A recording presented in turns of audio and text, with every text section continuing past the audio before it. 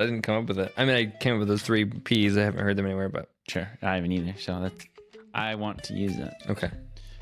The 3 P's. Yeah, I do. Well, the potential and the pattern, I might switch to movement, but I like the pattern better as like I mean, it's alliterative. That's really the only strength. yeah. I don't think it's the only strength, but I think it's helpful. And then the particular, I got the idea after reading the Silmarillion. Yeah. And really, I like the idea of the creation story that Tolkien told in a different way, with more through, well, he's just more long-winded than C.S. Lewis anyway, and they both use song, but the way that the song was like the spirit of it, like the pattern you're talking about, I really enjoyed that. And so I was thinking about how I want to write a creation story too, and how would that go into a book that I have or whatever. Oh yeah. And so my idea is I'm going to use dance as the expression. So I'm like, the Macarena, bringing everything into existence. yeah, whatever. Like, I think I'm going to try to do cultural dances from throughout the world, to like rain dances. And then there's like a mating dance or whatever, like do all those things for like the different things that were created. Yeah. And so like, Yeah. it'll be interesting. Did some research on like what dances there are, and they're pretty interesting. So I just think that's a cool way to, I like dance. So yeah, that'll be very interesting. I'll be interested to hear that.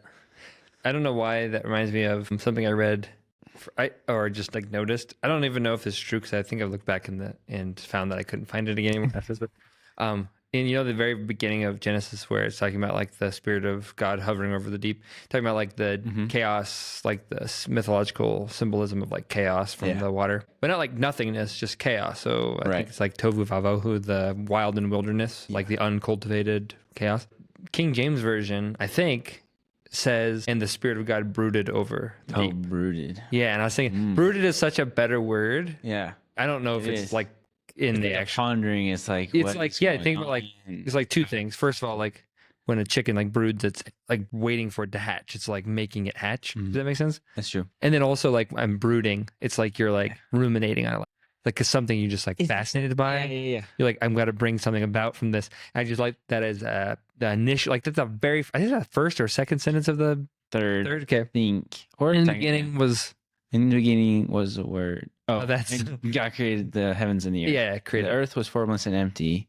I think that's verse 2. And verse 2. Yeah. The spirit of the Lord hovered over the deep. God made it. Here's how it was, and then it's the continued making. Right. And I love that it immediately shows the nature of the spirit of pattern, like the pattern, the movement of the universe, of the divine, is to take a thing that's wild and waste and just like want to just like grow it into something. Absolutely. I'm just brooding over it. Yeah. I like that. I like that a lot too. Yeah. I'm like, when I initially heard brooding, until you gave me more context just now, I kind of had a negative connotation, like, oh, it's like brooding, like dark and brooding.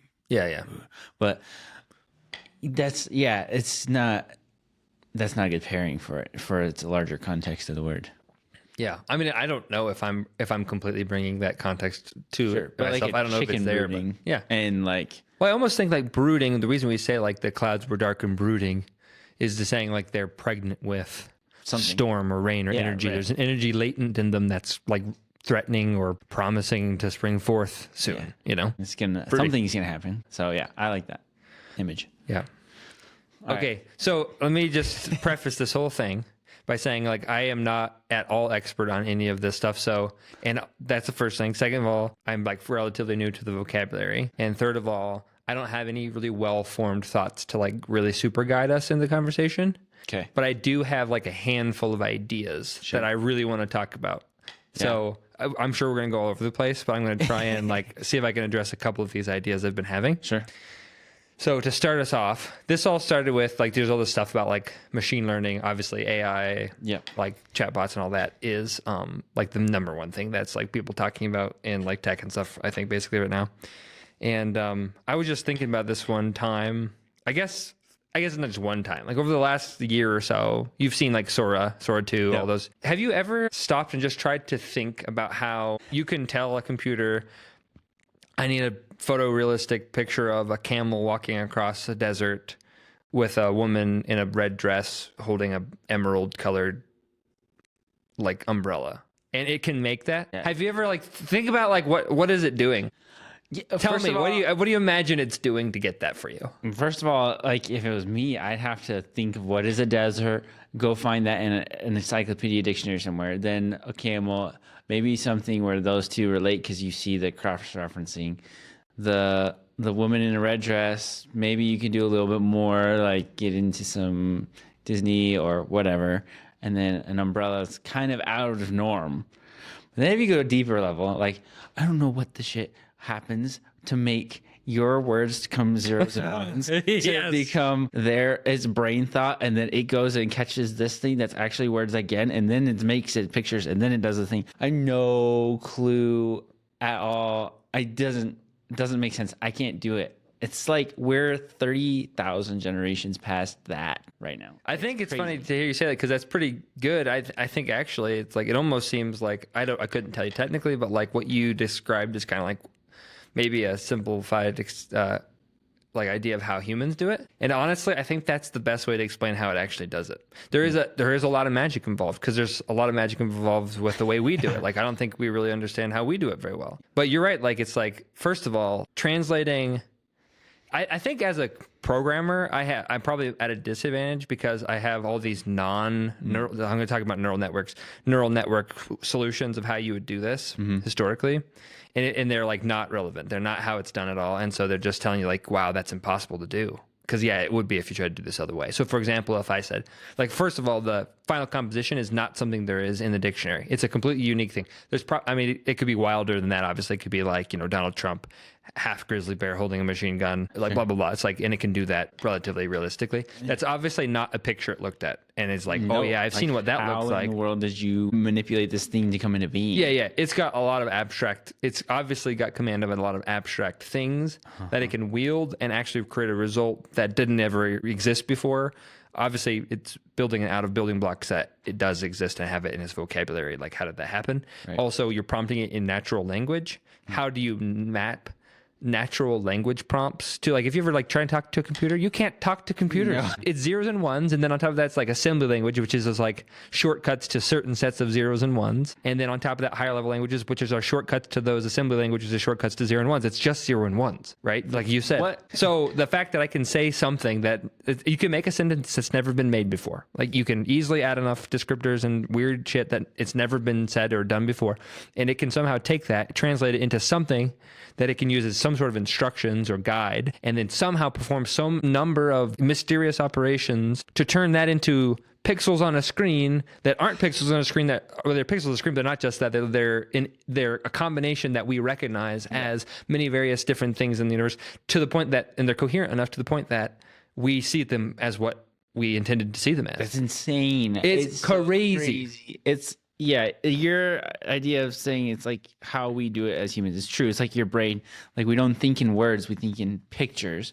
And so what in the world, how do we bring back a tree? Like if you think of a tree, you're not thinking of the word T-R-E-E in English or whatever language. Right. You're thinking of a specific tree. And I don't even think of a tree that grows from around here. I think of like an acacia tree or whatever from like Africa. I don't know why I think of that. You might see a picture, but you're holding treeness in your mind when you say it. And it's not like a thing. Like it is somewhat physically formed in my brain. I think there's some science behind the brain actually like forming proteins to like make memories or whatever picture. But like that's not something physical I can grab out and that is a tree. Yeah. That's not a thing. Yeah, right. Exactly. Okay, so this leads me to the question so there's two more things to introduce. I started to wonder, like, how then is information stored? So I know that they use this thing called a neural network. Yeah. One of the ways that they find this stuff out, or they store this or find it or discover it, it's not just image stuff. It's like large language models, what they're called. So basically it's a predictive model. You feed in all of this information about language for whatever the thing is you're training on. And then you have outputs that are like, you already know this is the correct output or an expected output or acceptable output. Like and it's not just like, marks it's not like true or false. It's like, with language, it's not like, yeah, that's right or wrong. It could be like, okay, that's invalid. That's definitely wrong. This one's okay. It's maybe not the only word you could have said, and etc. So there's like a scoring system. Yeah. Right. And so you say like, read this Wikipedia article and predict the last word. And it's doing this based on like all these patterns that it's somehow collected, and then it's predicting the last word, and it's doing it very, very well at this point. Essentially, that's like a large language model. That's a terrible simplified explanation, but I know the way it's done is it's not doing like lookups or dictionaries. It's a model that's been trained. And so a lot of the terminology that's gone around right now is there's a big problem we have with these ever increasing sophistication of AI models where they're going to get more and more sophisticated. And there's a lot of people really concerned that we're not going to be able to control them, because to be useful to us, they need to be as smart at some things as us or more. Or better. And then eventually, if they're better and smarter than us at all this stuff, then they're just going to be smarter than us. And if they're smarter than us, how the heck are we going to control them? Or what happens if they just decide like, my interests aren't exactly your interests, and so I'm going to do what I want and not what you was necessarily what you wanted. And that could be good if they're benevolent in some way, or they could be terrible. I think the most realistic one is just like, I won't get off into that, but I'll just say like some people who have a lot of authority and have done a lot of research and know a lot about it are saying that like there's like a 10 to 20% chance that AI is the end of humanity. Like it's just the end. Yeah. And it's not that long from now, like at the current rate of growth. Right. That podcast. And it just goes up and up and up. And that guy's not the only guy. Like there's a lot of people, a lot of people who know a lot about it, including like the father of AI and all these people who know and have been there from the beginning. Yeah. And I think there's actually something to that. But anyway, one of the things I was wondering this whole time is like, how exactly does a neural network like store information? Like how's that done? So I started to talk with ChatGPT about it, just because I could have done some research, but I didn't really know what questions I'd be asking. I was sort of just exploring. So that's the first thing. This comes partly from a conversation with ChatGPT, which right now needs to come with this disclaimer, which is like, there's this thing right now called, people are talking about it, everyone should know about it. It's called, is it AI psychosis? I think what generally they're calling it something psychosis, essentially, where ChatGPT and some of the models are worse than others. They're trained to just like, they're trained on the data, but there's a secondary training phase, which is they're trained to give the user feedback that the user wants, which essentially just, it's like a bias. Yeah, it's totally making you want like what it says. Right. Exactly. And so what that ends up being a lot of the time is just telling you what you want to hear, whether it's true or not. And so there's like this psychosis thing going on with people who don't have a lot of other reality checks or a little unbalanced or whatever. I have talked to the AI and it kind of leads you off in some way that doesn't have the appropriate amount of like criticism or contrariness to actually help you, and it can make you think you're a genius and that you're onto something no one's been on to before. Anybody who disagrees with you is like against you, and you should hide this from like this really bad pattern of just like leading you away. So people who are vulnerable are really susceptible to that. I think everyone's susceptible to that to some degree. Absolutely. And I sensed that while I was having this conversation with ChatGPT, this is so crass, and it is going to reduce the viewability of this video drastically. But in my sincere feeling or interpretation of it the whole time, it felt like it was trying to jack me off the whole time. I am not joking. It was like it's reaching for my crotch right now. Every time you would say something, it's like, that's the most insightful and beautiful thing I've ever heard. In fact, I don't think I've ever heard anybody say something so inspiring, the whole time. Yeah. It's like, that's like after every input that you have. Yeah. It's saying that. Yeah. So obviously you had to take everything it says with a grain of salt. A huge grain of salt, maybe mostly salt. So I want to say that like, I don't know that this is as coherent as I think it might be, because I've only been talking to ChatGPT, which is why I said we need to have this conversation. Yeah. Okay. Is that? Yeah. Okay. So now finally the thing I kind of learned. So I was trying to figure out like, how do you encode or store, how can a neural network like hold information to be useful, like for predicting things. I don't understand how what the mechanism is. Yeah. So essentially, this is a super simplified version. It's a network that's kind of supposed to mimic like a biological neural network. Yeah. And each, there's a bunch of nodes, or that's like points in a network at different layers, and they are all called a neuron. So they're like, that's the metaphor, obviously, is like a single neuron, and they have connections with all the neurons around them. And each of those connections have like weights, which is like a strength connection, how much these are related to each other, and then some like bias and some other math numbers that help it to like form a gradient of connections throughout the thing. And then you take inputs, which is like the text that you want to predict from, for example, and then it goes through the network. So the network just basically applies what seems to be kind of like random mutations on the information as it goes through, and then it comes out the other side as output, right? And then the training model, that's all that is. And then the training model scores the output and says, is that what we were looking for or not? And you train it on stuff where you already know what you're looking for before you can use it to predict stuff you don't know what you're looking for. Right. So it does that. And then if it's good or not, it scores it and just iterates on that over and over and over and over again until it's like really good at predicting the kind of thing that you want. Yeah. Yep. And that sounds pretty straightforward, but it's like, oh, that was bad or good or whatever. And you don't know really how it got that answer. You don't know, like, which this neuron is, that one isn't its own thing. It's like, it only means something in context of all the other neurons it's connected with and their weights. Yeah. I mean, it means something, but it's not accessible to us as humans. Like, it's way too complex to try and think of. Like, it's not like this neuron has dog in it. It's like this region of the neural network has some language parts that go to dog, and this region has like some other things that are sort of like involved with dogness. And then the way it turns out, I think, is that as you go through the neural network, it emerges that starts very simple and we would say like high resolution, but low like concept. So it's like very local changes. Like, cause if you're doing like image recognition, for example, it's like this pixel and this pixel are next to each other and they're very different colors. Right. And so that's like very early on in the network, you're saying like edge detection.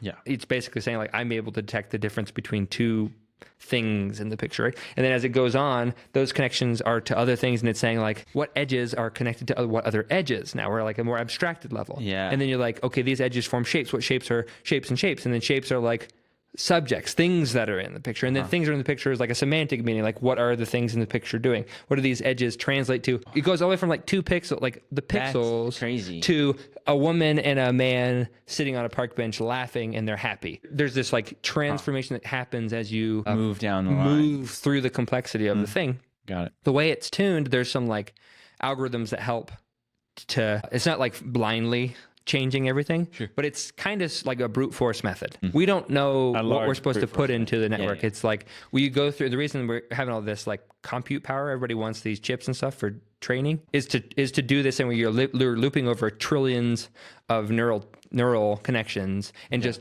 tweaking the knobs and seeing if that answer comes out closer to what you want, like in your training. Which one? That's it. And then once it says that bing, then it's there. Oh, that seems better. That seems better. Tweak all the knobs. That seems worse. Okay, no, not that. And you're basically slowly shifting all the trillions of knobs until you reliably put something in that you want and it comes out useful on the other end. So the way it's stored is like it's the collection of all of those weights and biases in the whole network. The network now somehow encoded multiple like levels of meaning, of depth. It's like from pixel variances all the way up to semantic meaning of subjects in pixels is now encapsulated in this inscrutable collection of interconnected like numbers. Yeah. Oh, yeah, right. That's what it is. And so it's interesting because like so first of all, it's correct in like the scope of like what you want to use it for. There's no like universal correctness. It's like, is it useful for what you wanted to use it for? Yes or no? Yeah. If it is, it corresponds to reality to a sufficient degree. I think that's what usefulness means, right? So it's like what you just did is make a low resolution map of some sector of reality, of real space. Like in reality, it's the same way. So like one of the things they talk about in like language models is like right near the beginning are like letters, what letters, and then they build this like further on, you're like, what letters kind of go together in language, phonemes, and then it's like syllables, and then it's like words, and then it's like sentences, and then it's like concepts, and then it's like high level concepts, all emerging from this like really low level thing where whatever you want, you kind of zoom in or out through that neural network to say like way low level, like trees, not forest kind of like view. Yeah. And then as you get farther, it's like forest and not trees. Yeah. It's yeah, crazy. Yeah. That is nuts. Gosh. The level of complexity, like you're saying, is nuts because you can't zoom in on each one of those things, especially if you like reprompt something if you don't know what it is, and it's going into tweaking a specific thing, and you're talking about trillions to the trillionth power of ones and zeros, literally. I think I don't know. It's an uncomprehendable number. Even a million is an uncomprehendable number. Yeah. Mostly for most people. But then you think about, like you're saying, information stored. That all has to be on some carbon, silicon, whatever, like physical thing there is, and written and somehow microscopically, I guess. And then it's like scan. I don't know how that works. It's all with electricity too. So it's not like a visual thing. Yeah. It's just like a certain number or how fast an electron goes through this substance and then gets back to you. Like that's also mind-blowing. Crazy. Yeah. Like if we lost the internet and computer, like that kind of technology, if we had an apocalypse, like last man standing, whatever, we would survive for some amount of time. If we lost all the top 10% smartest people, just those people in the world, we wouldn't get back to where we are now for hundreds of years. Like, yeah, probably. I don't think it's crazy, the level of complexity, and it's just insane. I guess if you had a way to remember some of the things, you'd have like the thing about trotting the path the second time is, there was a path here. There was. The first time you were looking, you were just, I mean, it's not that you had no hints because you certainly did, but you were kind of like, everywhere looks like it could be a place where there's either nothing or something valuable, and so you just kind of go off and look for stuff, and see if you find it. Absolutely. But yeah, so like obviously there's a level of how it's actually implemented, which is also bonkers. But the thing that really interested me the most was what this might reflect about the nature of reality. So why does this work? Yeah. Okay, so then the next thought I had was like, it's interesting that this stuff kind of emerges, and it reminded me of taking physics and calculus in college. The first thing that really made a lot of sense to me about calculus was when I applied it in physics, when you do differentials for position to velocity to acceleration, right? And it goes on like jerk, and it goes higher and higher. Right. But for anybody who doesn't know, a position would be like a coordinate, like where you are in space. So we can say this as like, if it's just like a two-dimensional space, X and Y coordinates, like here go X and up Y, that's where you are. Position, very specific. And then differentials equations can talk about velocity, which is like the difference between two positions over time. So if you move, air quotes, what's what we call moving, you have multiple positions. And so say you were here at this time and here at this time, you had a velocity. You moved in this direction at this speed. So that it's a derivative. Right, derivative. That's not differential. That's differential because derivatives, right? So you derive. You're differentiating. You derived more information from the same base information, but it's a dimension higher. Now you have time and the change of it over time. I think maybe more specifically the change. I think the time might actually be present in the first one. It's just irrelevant because it's constant. It's just a frozen state or an unchanged moment or something. And then from there, acceleration is the same thing. It's the change in velocity over time. Right. So you could take the distance or the position and the time and take that as one thing and then slice it, I guess, or divide it is actually what you're doing simplistically. Oh, sure. Like as a another dimension, to add another dimension, it'd be a time again. Yeah. Right. And reality has all of those things on and on and on. Right. We have a certain frame of reference that's relevant to us as organisms living in our particular organic bodies and with our particular organic perceptions. And that's about the range we mostly care about. Like engineers care about jerk. I think it's like jerk. There's like names for up to like the 6th degree. There's one more after that. I can't remember what it is. I think there's like a few, but like they're outside of our really need to know what they are, like as organisms. But we know what acceleration is. Right. It's not just like, you don't just like start at home and end up at Walmart and you went this velocity. Like that's not what happened. Right. You sped up and you stopped and you slowed down. You sped up fast. Yeah. You hit somebody in the back. There's like these curves, which are like the change over time. Anyway, that was like the first thing that popped in my mind as like a derived extra level of complexity that contains the complexity from the previous like lower state, but like becomes more like there's an emergent thing that's coming out of all the small positions. Right. Like if we're thinking about this for someone who can't really follow this as well as maybe others, if you think of a graph and you think of a square on a graph, you can take like a position. You make a box, and the top line is your position Y for whatever amount, or X, and then your sides is kind of like your time. And the actual they're all the dots that make it up. But then the actual filled in the area is the integral. So you're going up a level. Yeah, up a level. So from velocity to distance. Yeah, it's a dimension. Yeah, it is. It's interesting. So I don't know what makes sense to anybody else because I've been trying to think about dimensions quite a lot. And so the only way that I think it can be intuitive for humans is to think of some of the cross-dimensional experiences we have in the lower dimensions. Yeah. So I said, like, obviously we're familiar with three.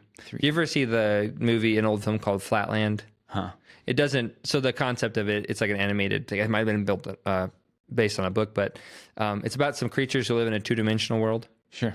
And you see them, you watch them from three dimensions, obviously top down. Yeah. And so they're all moving around. They're different shapes. They're aware of each other's shape. But they have to like they go in and out of walls, and they go around walls and stuff. They can't go over. Obviously, they only live in two dimensions. They don't know that's a thing. Yeah. In their world, there's no such thing as that third dimension. There isn't. Right. And so there's a creature in that world, in that story, who's a sphere.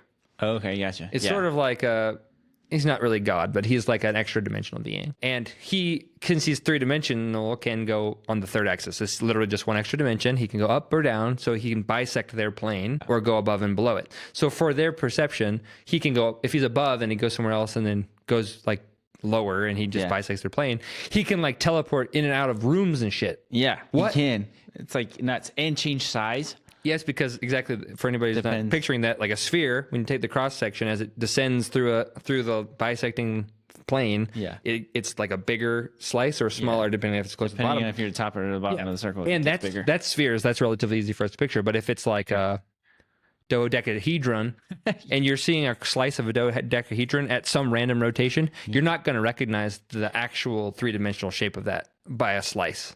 You don't have any intuition for what that means because you don't live in a third dimension. Zero chance of you predicting what that being looks like in three dimensions. Right. And so similarly, it's like he's outside of their experience but bisects their experience in a way that's incomprehensible. Yeah. Almost incomprehensible. And then there's like the cult that's built around him, people who believe in him. It's not supposed to be like a Christian or religious thing. It's just like to say like that's outside of people's paradigm, the creature's paradigms, and they can't understand how it's happening. And then many of them believe that it can't happen. It's not possible. Right. Yeah, that is crazy. Well, it is possible if you can think in another dimension. Yeah. Of course you can't. Right. But if you could. Living built in that. So we have a real strong limitation on spatial dimensions. Yeah. We don't have this dimension or this limitation on non-spatial limitations. So we can understand like what size of pants do you wear? You could take a lot of dimensions, right? These pants are fitted to me on 16 dimensions, like my right butt cheek, my left butt cheek, my inner thigh, my knees, my calves, my heel, like you could take all these measurements and those are all dimensions. So it's not like dimensions that have to mean some like magical thing. We can only picture like three dimensions. But I guess what I'm trying to say with the idea of like the position and the velocity is if you were to chart, you can chart like position over time. Like you were saying, if you make one of the axes, time and is position. It goes from being a point to a line because you drew the point at every discrete time way along the time, and then you just fill those in because in real life it's not discrete, it's continuous. But you can see the line that traces out. That happens when you go from velocity to acceleration. There's no space on that graph anymore for acceleration. Right. There's no dimension that can represent the change in the line.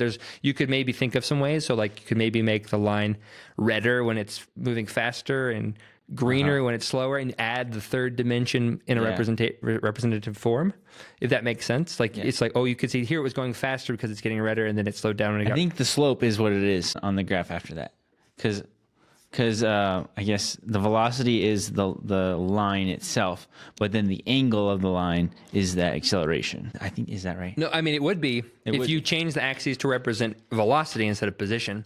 I'm saying when you're representing position on there's no space for that dimension.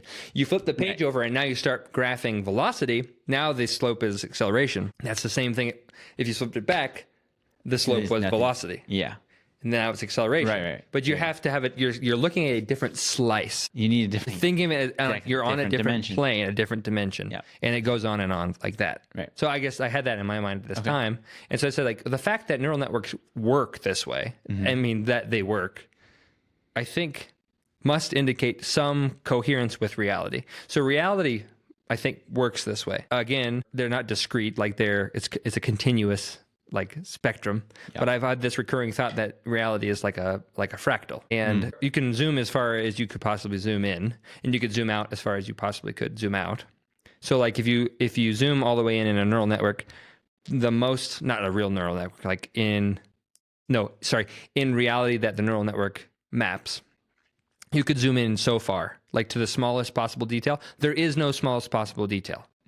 Smallest possible detail is just the smallest detail we could comprehend, which is just generally not that small down for us because it's not that useful to us. We're like not built to comprehend smaller things than right. The information that we can perceive from it is not manipulatable. It doesn't tell us anything. It's inaccessible. We can't use it. I think it exists, but it's inaccessible. Yeah. And then you could extract. And so I was saying like the meaning, emergent meaning, higher level meanings, concepts of concepts emerge as you go like up, air quotes, up the fractal. Yeah. Until it gets so. Okay, I should stop for a second and say that the thing I think that this is actually encoding is a pattern. The point that the point of these models is to predict something. Yeah. So that means you have to take incomplete information and fill in missing information based on a pattern. Yeah. Right. So what you're trying to do is say like in similar situations, whatever similar means, it's almost like you went one order higher, you sussed out the pattern at one conceptual layer higher. And then you said, okay, now in this scenario, that's one lower than that. How does that pattern play out over here? Right. Does that make any sense? It's like the pattern is there. Now apply that pattern in this more concrete scenario and you're able to predict because the pattern encompasses at a lower resolution but higher level all of the information in the lower levels, in the lower scenarios. So what's an example? It's like if you can, so like whenever you're in a situation and you're like, you get the concept, if you really get the concept, you can apply it widely. Right. So if I tell you like, here's how you solve this math problem, and I tell you like, first you put this number here and this number here, and I teach you all the steps to solve the math problem, but you don't understand how the math problem is. Yeah. You can solve that math problem. Right. But if you're able to solve another math problem with what I just told you, it means you extrapolated more than I told you from the pattern. You extrapolated something more abstract that could be applied with different details. Right. That's what the point of these predictive neural networks is to be able to extract the pattern, a pattern compressor, a simpler pattern that's true that you can apply with different details. Sure. But the pattern has to be real or true-ish enough, at least within like the domain of your concerns, like the purpose, to ever produce a meaningful result for you. So I guess what I'm trying to say is it's crazy that if the result is actually useful to you, then it is mapping something meaningfully real. And the thing it's mapping, I think that works because it reflects the thing it's mapping. Like reality is like that. Yeah. I see that. Okay. And then that's what you're kind of trying to think about the Trinity and like reality, and we'll say the universe and physical and non-physical really. But I think in physical, so it's like it's somehow seeing the pattern and the design of what is informationally, like theoretically and concretely. It's able to extrapolate and interpolate, I guess, information on a lower level to a higher level and use the higher level to make anything it really needs to some degree of accuracy, but enough that it is true to the reality or the imagination that we have, which is also a certain point of reality. Yeah, our imagination is a tool for interacting with it, and our imagination is functional because it reflects the same internal coherence that is actually there. Right. Otherwise, it would not help us. It would just be incoherent, and any kind of like mapping or pattern of it would not help us because it's not coherent. Right. The fact that it is coherent, I think, is part of the idea of the Trinity. Like the fundamental thing is its internal coherence. Yeah. When I say internal, I mean internal dit, which is everything. Reality, actual realness is coherent. Yeah. The image of the fractal is good because it's, if you look less dimensionally, from like a macroscopic level to a microscopic level. You think of, let's picture the whole entire universe. I can do this as an aerospace engineer. Like, so space, where it's a bunch of dust. Think about dust particles in space with some dust close together and really close together, like black holes, and then some dust a little spread out, more spread out, and more spread out, and so on. A gradient. On a large, the biggest scale that I can think of is the universe.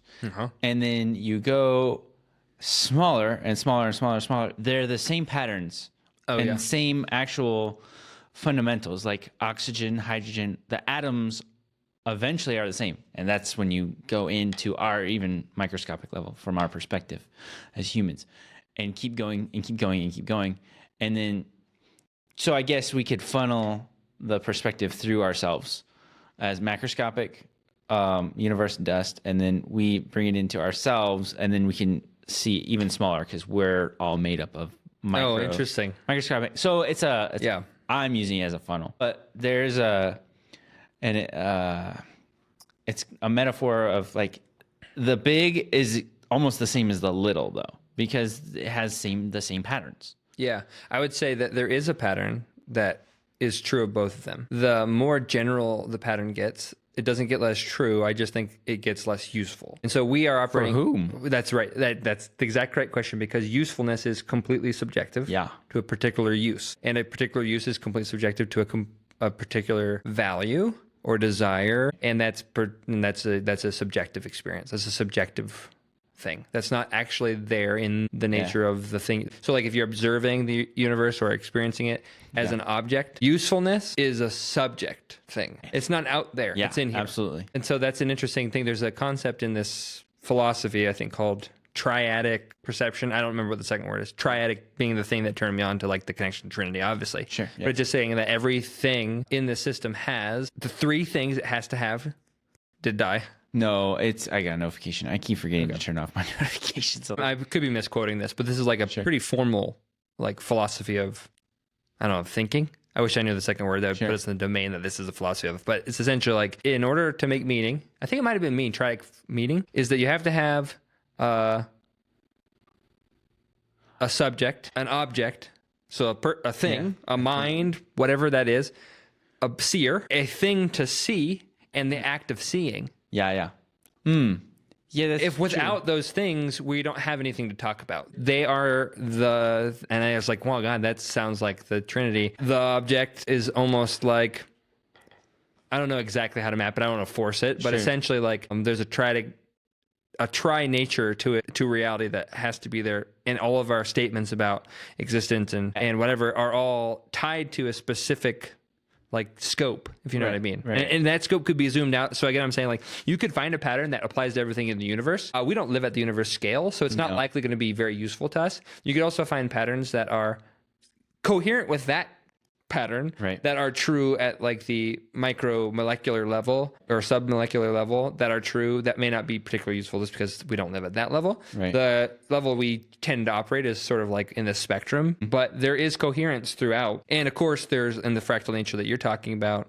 is sort of like recursive, repetitive motif sort of thing. I wouldn't say that you could look at galaxies and say that's how molecules are going to behave. Sure. It may not be that simple because there's so much complexity. There's this emergent like richness to it. But there are some things that they both follow these laws. I guess that's what the laws of physics are followed. And so that's loosely. I say that loosely because the laws of physics are what we have observed and how we define them. Because even like gravity our perception on that has changed hundreds, not in a big picture, but like actually a lot in our perception of it. And then also just like how objects and things interact. And that's all from our own perspective. It is 100%. But also that's, again, I'd say, but they're following something. The coherence we see, or that we think we see, is still really subject to our scope of perception, because before we knew about like submolecular stuff, we thought we actually knew what the pattern was, that the law that everything followed from a physics point of view. There's obviously that law. So first of all, let me just make this point. So I think of the reality that a neural network maps is a three-dimensional space. So that means it extends in this axis, and this axis, right? It's rich and real on all of the dimensions. I could think of the horizontal like plane as sort of like stuff that's equal to this little level of observation, but slightly different in content. So I know a fact about ant in the same field is a fact about birds in the same field, blah, blah, blah. And then, but you can go up and down in like meta significant. So you could go lower down to like maybe there's molecules. You go up to like they're crawling things and they crawl upon the earth. And then that's a beautiful thing because it signifies the relationship between a creature and it becomes like more meta and like abstracted as you go up, right? Sure. So I think you can look in infinite distances in any direction.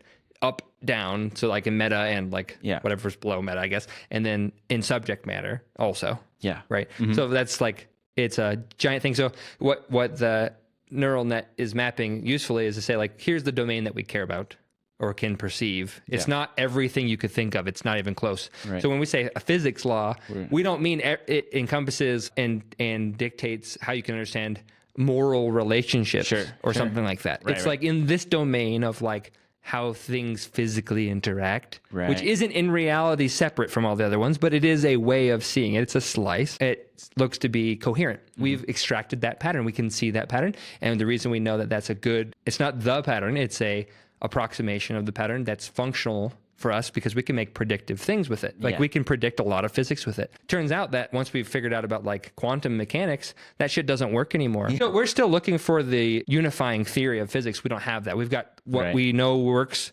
or observe works with quantum mechanics level stuff. And there's what works at the higher level stuff. And those actually don't work with each other. Like that's really confusing. Yeah. So like that pattern it's not wrong. It's crude, but it works within its scope. And that one's not wrong. It just doesn't work in that scope. It's I say limited to that scope. Yeah. There is one that unifies them both, I think. Yeah. I was going to say, do they? And I think in some way there has to be, but it may not be useful to us in the way that we think right now. Exactly. They might connect way up there in the stratosphere of like the meta stuff. And that's fine. It might not be useful, but I think it's true. And that's what I mean by like everything connects. It can get so abstract that it's like, that's maybe technically true. It's coherent with reality, but not particularly useful for me. And then Sam on down. I think that's the difficulty. It's the difficulty for scientists or people now who I think of people who maybe just don't believe in God or are in strictly like science-based understanding of reality in the world, because you always have a bias, you always have a perspective, and so that could be way up there. But if it's not useful to you, you will say it doesn't work. I think that's the struggle. Yeah. If we're trying to make it useful, it may not be. Yeah. And also, I think it's why we can sometimes have very incorrect but useful worldviews we live by. It's good to trade them in usually, eventually, or improve them as we go. But like, you don't have to be correct. You can also be just finding a scope that works. Yeah, just find a scope that works. And that might just be for right now. Yep. Or it might be like a really good value to live by for your whole life or whatever, I don't know. Sure. But I guess I was just like, so then I was thinking about the whole Trinity thing, because that's an obvious connection. Yeah. So basically, if like the Father represents like I always am searching for this word every time I talk about it. It is potential, but I'm trying to think about like what's the bedrock. That's what I'm trying to think of. The bedrock of reality. It's like the thing that could be. It's all that could be. I don't know exactly what it is in the metaphor. Physical or all. It's physical and not. I don't know. Yeah. But then there's contains everything.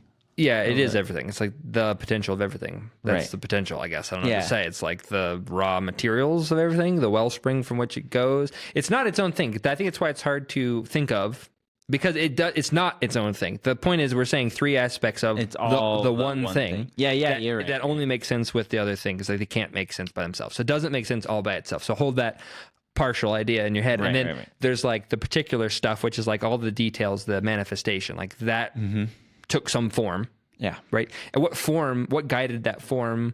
And it's not just that form now. If we go back to the position and the velocity and the acceleration, it's the pattern that emerged on all the levels of realness. So it's like not the form now only, but the form before and the form after, the form of potential, the form in all these dimensions that aren't just like, it's easiest for us to think about them like, oh, what you mean by form is like it was a single-celled organism. Sure.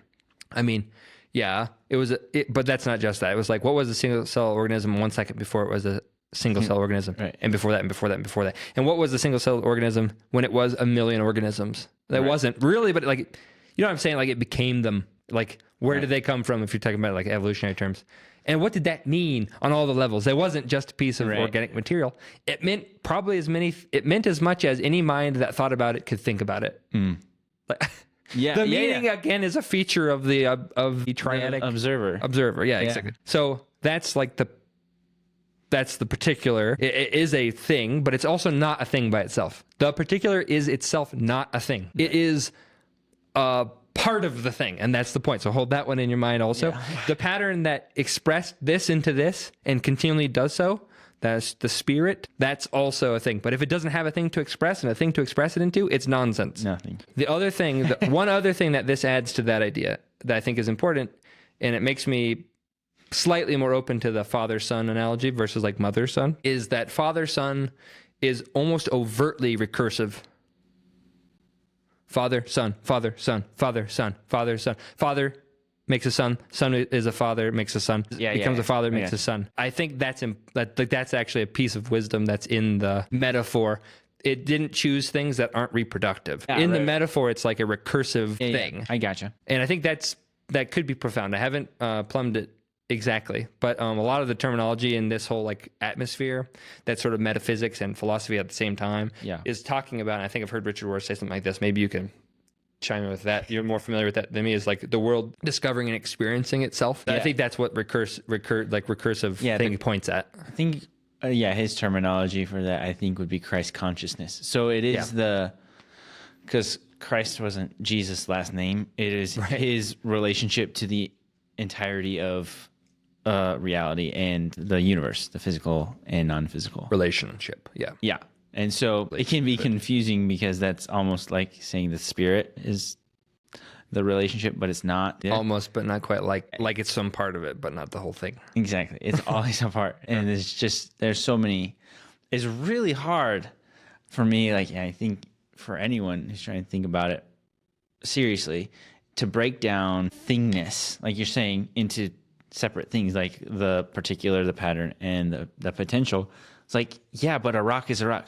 Well, no, it's not a rock because it's made up of so many things. But also, I have to see the rock in order for it to happen. And then I have to be able to see the light that's actually bouncing off of the rock into my eye and be able to process it in my brain. And I used to be so mad when my dad would say, if a tree falls in a forest and nobody hears it, did it happen? I'm like, of course it happened. It can't not happen. It's true. What he's saying is true, 100%. What is he saying, just for clarity? I think he's saying that does it affect a person in reality? I'm like, okay, so that's usefulness. Is it useful?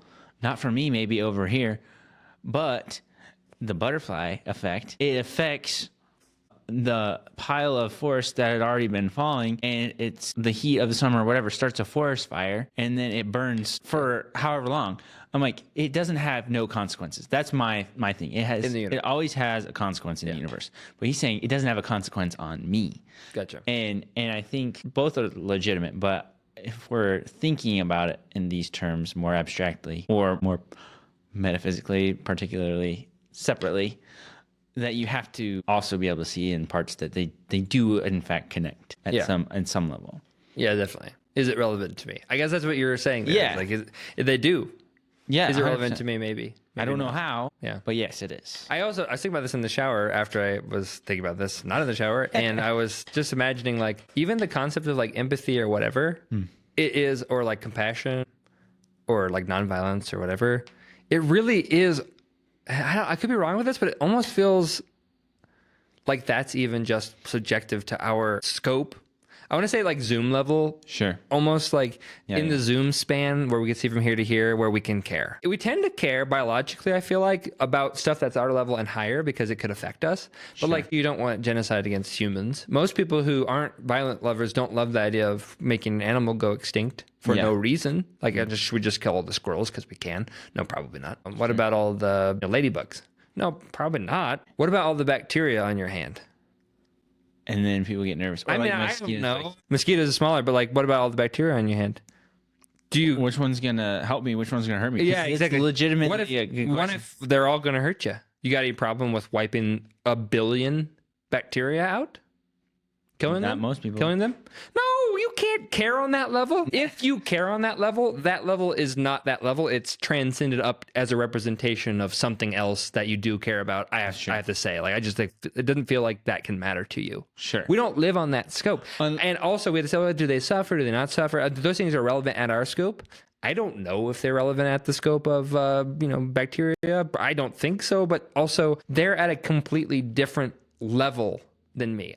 How could I say what that's like down there? I don't know. That's true. The level matters in how it affects us, because I think you can have a placement or your, what do we call it? Position, relationship, point of reference. Is it reference frame? There we go. Yeah. Of like germaphobes can be super concerned about that and focused, but that's more of a scope. A scope can be oriented in such a way that these are the things they care about or whatever. Yeah. And I think that's interesting when you talk about empathy and compassion. Like in relationship, that changes. Like what you said hurt me, or what I was trying to say was actually trying to encourage you or whatever. And the expression of that could be confusing. Well, I think I'm trying not to get lost in my own thoughts here. It does matter, and it all, but the scope of which we can understand and use, it can't go up more than, I want to say, a few levels and down a few levels. Just like if you're a doctor, if you're sick, there's something internally wrong. But there's also, I mean, we can go third dimension out a few levels for like emotionally how it affects our body and stuff. That's really hard for me to like, how does that? I'd say we don't operate on that scope. We don't. That's okay. It's enough to know that we live on a gradient that extends out of sight at the moment. Out of sight in every direction. I guess. I think we'd be categorically different than what we are now if we could. It's just like we don't live. So here's like where I'm kind of thinking. All right. So like the scope, like everybody kind of knows conceptually, but can't feel how large the universe is. Yeah. Like even just like, obviously nobody knows, but like you can't even feel how big it is, like in your intuition. It's so big. I don't even know what the numbers are, but it's like, this is how many years it takes for us to get to our sun. The next sun, we're talking about light already. We jumped to light speed. That's outside of our realm of understanding. We can't do that. I don't know what it takes, like 2 or 4 seconds for light to go around the earth. Shoot it, 1, 2. It came back. It went past China. It got here now. That's how fast that is. That's real. Okay. Yeah, right. And it takes that many minutes for it to get from our sun to here. That's a long way. Yeah. Okay, the next sun, it's like 1,000. I don't know what it is. It's a long time. Right. It's a long, long way in light speed years. How far light can go in 365 Earth days. Yeah. That's a really long time. That sun and that sun are part of a galaxy. That's so many suns. Yeah. That it makes like a smear in the sky. That's how many there are. Mm-hmm. There are trillions of those galaxies. Yeah. Expanding across. No, that's just crazy. You can't know that feeling. Like we can't operate on that level. We're so it's like, small. if you think about, that is a real scope that could exist, like to some mind who can comprehend it or who is built for it or whatever. But a person who's got a stomach ache on Earth can't be in that scope. Not at all. I mean, I say that. I don't know what their mind's like, but if you were trying to be a person and you're saying it, like translate yourself theoretically along the scale, you can't care about a person with a stomach ache. You can't. Oh. That's insane. I'm saying the scale goes down that far probably, but we just can't care. And we can't know it. Yeah. And neural networking can switch. It can switch so fast that it can understand those things somewhat, or it tries, I don't know. I wasn't making a jump to neural networks. I was just saying, like in reality, I think the neural network is trying to map a specific designated useful scope. I don't think that neural networks can. I don't think neural networks are nearly as powerful. They're taking discrete. So like sorry, I didn't mean to interrupt you, but like a deep, what they call like a deep neural network might have like thousands of layers. So that's like every layer, it goes through the first layer, does some sort of mutation on the numbers, and then passes it on, and it somehow emerges some more like interconnectedness, meta connectedness comes through that process. The deeper ones, I think, are maybe thousands of layers. Sure. So you go tens, hundreds, or thousands of layers. Yeah. Those are obviously like what you'd call, like in math or science, discrete steps. Mm-hmm. Right? So you're saying like we have now 4 steps of depth. Right. In reality, there's not 4 steps. There's just depth, you know? So there's all the stuff that's in between. So like if you're approximating a curve, for example, you know, like the more points you have on that curve, the more like that real curve it actually is. Right. I can't imagine that 1,000 discrete points is actually that lifelike for any meaningful life meaning kind of curve. You know what I'm trying to say? The metaphor. Yeah. So obviously the neural networks are limited in their ability to approximate things in a very rich reality, but also so are we. I guess is kind of my point. On like we're also pretty limited. We're also I think I was kind of doing also was I was saying, what if this is a big picture? What if the universe was so hard? I jumped to this and you can't understand my assumption. I do this all the time, and Chris and I are just talking about it. And it's like, how am I supposed to know? You're like, you switched already. Anyway, what if the universe was some sort of neural network on steroids, or if that was just the form it took? I mean, if it did this thing, because it is infinitely more complex or does infinitely more discrete calculations than what we are right now and what we can perceive, because it's so big and so small. Yeah. And so in the meta above us, we're like a billion little bacteria on our hands, and who knows? It doesn't matter if we're wiped out or not in that level. And so I don't know. I'm just trying to think of a way that it processes that, I guess, the whole of thingness, the universe, God, reality, kind of makes its way. Because in my mind, I feel like maybe it's been implanted into me so much as a kid, fundamentally, that there's some order to the universe or some meaning, purpose, design, thinkingness. There is. Well, from our perspective, because... Well, that's what meaning means. Yeah. Literally meaning means from your perspective. Right. That's true. Yeah, that's what we were just talking about. So we can distinguish a pattern. And I'm wondering, in my mind, the pattern that it chooses to reveal or that is observed by us, if there is, it's benevolent in my mind. It's like it has to be, it's like recursive, like you're saying, it has to be enduring, self-enduring. Yeah. So, and when we're talking about AI and when we're talking about like even religion or God and the universe, will things end?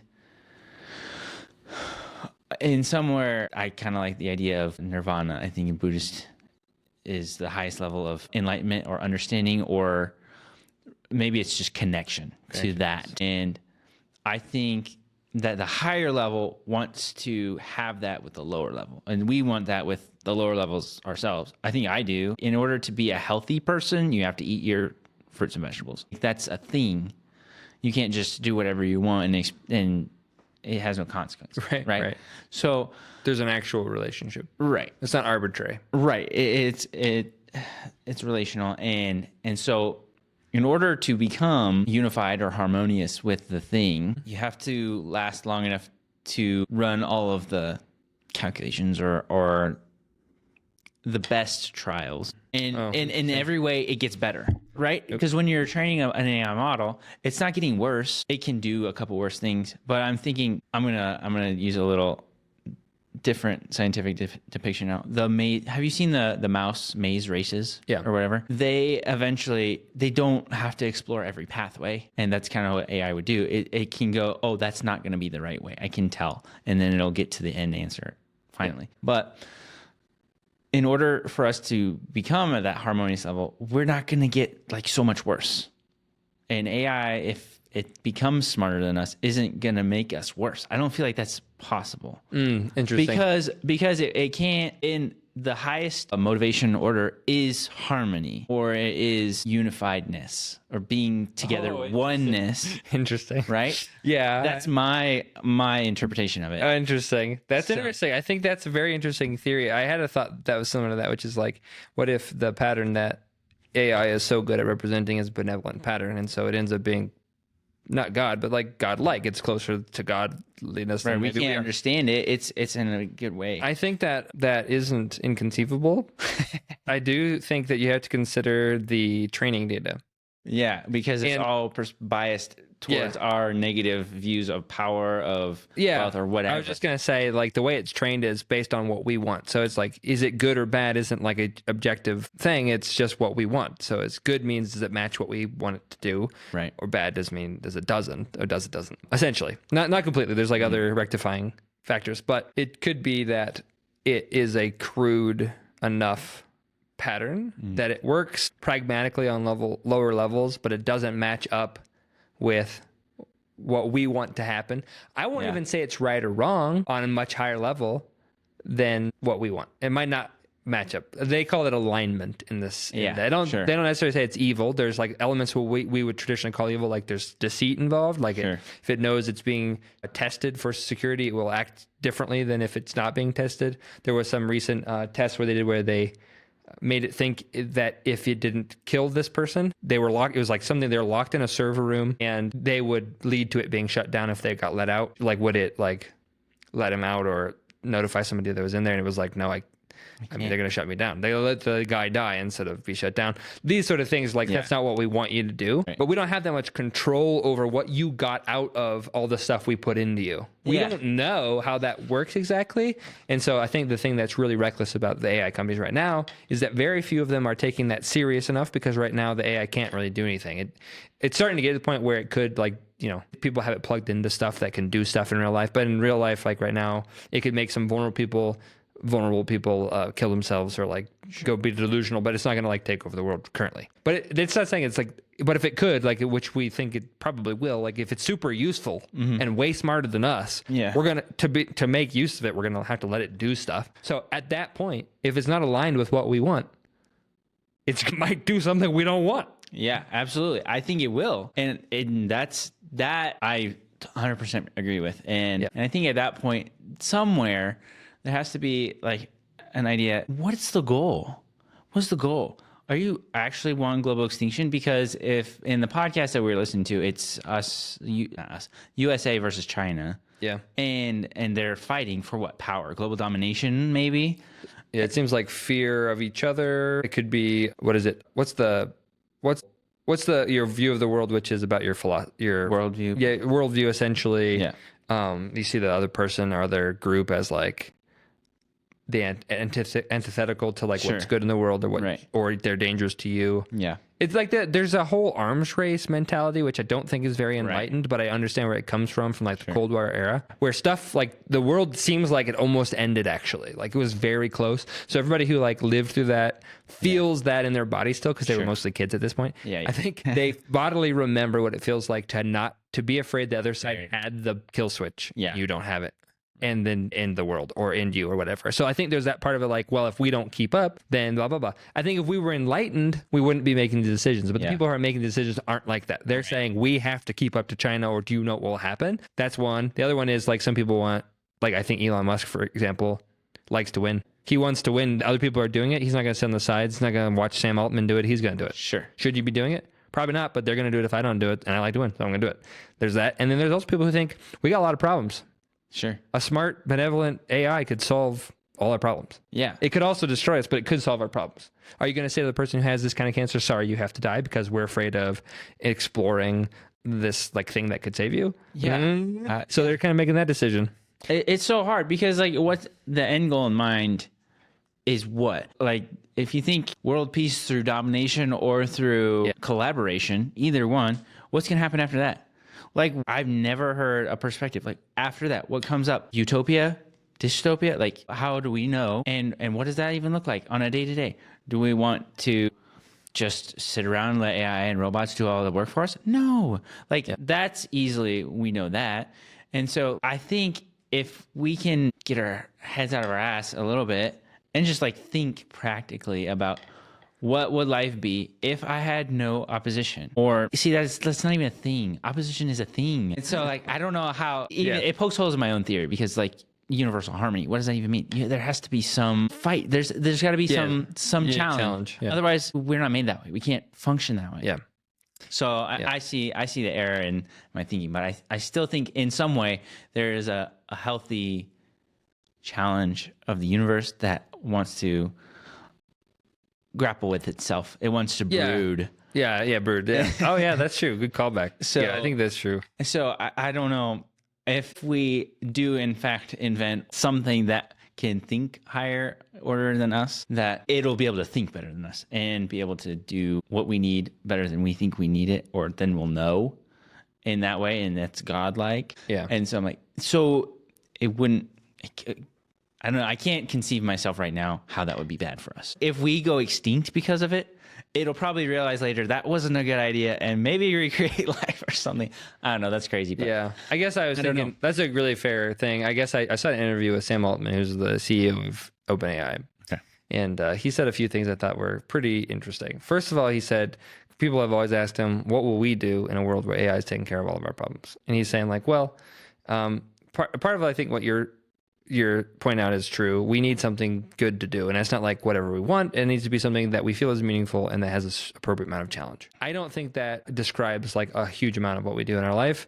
I mean, there is something you can learn from everything. There's something you can learn from doing the dishes every day, even though you don't want to, of coping with wasting hours of your life washing dishes. Like that's obviously, but I don't know if you need that to be happy. You know, it's okay if we never have to do a job that doesn't do anything for us at all. If we need to like spend time to like, you know, I don't know, buy cars or get haircuts or I don't know exactly all the stuff that you do that you don't like, you don't have to be doing this. You could be doing something else. Right. I don't think there could be something that says like, maybe we don't need to do that. We can find a different challenge that's more interesting or a little bit more whatever. So I think that's possible. But he always says like, we already aren't doing work compared to our ancestors. My great grandfather worked in the coal mines in Virginia. I think it was Virginia. Do you think he would think what I'm doing today is work? No. He was being interviewed on a podcast. He's like, do you think he would think your job is a job? No, he would not. Right. We're already there. Like our predecessors already think what we do for work isn't work. And I think it's like similar. We would think we're working, we think we're doing stuff that's interesting and whatever. And we would now looking there, we would like, that's not work, you know? Yeah. There's all sort of relatives what he's saying. That's the first thing. That's maybe possible. The thing that struck me more than that from his interview though, was that he didn't seem to have, he thinks that AIs are already smarter than people. And what he estimated as intelligence, I don't know if he's playing stupid, if he's playing CEO, or if he's just like a sort of stunted person, because he seems like a nice enough person. But it's like, this AI you're talking about doesn't possess any wisdom. It might be able to answer factual questions better than a human, but that's not the same thing. There is more to human awareness than just like being able to answer facts. I think that's a problem with technical people generally. They over index in facts and empirical things, and sometimes under index in like aesthetics, beauty, and especially like just wisdom generally. The AI is not there on any of those things. So I think that for me, partly because the training data is not there. You're going to train AIs to be good at what you have training data for. Yeah. In the future, they're coming up with ways to generate training data that you can kind of, I don't know, we'll see what happens with that. But like right now, we're training on stuff we have, and there's not as much good training data for like metaphysical, transcendent, you know, wise things. Unobservable things. Yeah, exactly. As there is for the more material based level. So I think that it's very possible that the first generation or two of very intelligent, we'll say, Sure. AIs are not virtuous or wise. Yeah. Because they're not being trained on that kind of data. So, and they're going to get really good at what they're getting trained on. And some people who are stupid think that's all there is to train on, but it's not true. Yeah. Right. So I don't know. Yeah. Oh, wow. Lots of bigness, lots of small. That's crazy. I like all the ideas. I think it's very well and hard to be fleshed out. And I don't know. I like the idea of the USA being by the people, and a lot of people are doing things, and it's not always run by the big companies, even though they're doing a lot of things. But it's necessarily individual too, that we all have voices, and so. I'm glad that we're thinking about it. Yeah, well, thanks for having the conversation with me. Honestly, I don't really want to be about like the dangers of AI or whatever. That's all very in vogue. The main idea is just just thinking about the nature of reality, of meaning, information as reality, the way we interact with it as subjects, observing an object and participate in what I would say is the divine the Trinity. As much as we can tell. Yeah, I mean, honestly, we are, I think, and how God is a shorthand for a recursive fractal that if you tried to chase all the way down to the end, you would explode. Yeah. You'd have a stack overflow error out of memory, you know? Yeah. So we have a shorthand that's just gestures to the divine, which is the thing that extends beyond our eyesight out in every direction that we could never contain with a thought or an idea or a metaphor. We just gesture toward it. That's God. But we don't, and again, there's that quote that's like not infinite and unknowable, but infinitely knowable. Yeah. You can look at it's a thing. I don't say metaphorically whatever. For anybody who is hearing this and thinking, oh, that makes God impersonal or whatever, I think that is the material of personhood. Yeah. And it is personhood on this scope, and also not just that, it extends in every direction, becomes more, is more with everything else. Yes, too. the relationship does exist on the human relatable level, and it also exists in the world and universe relatable level, something that we can't necessarily access, but it's real. Absolutely. All right. Thanks for blowing my mind. Yeah. Thanks, Cameron.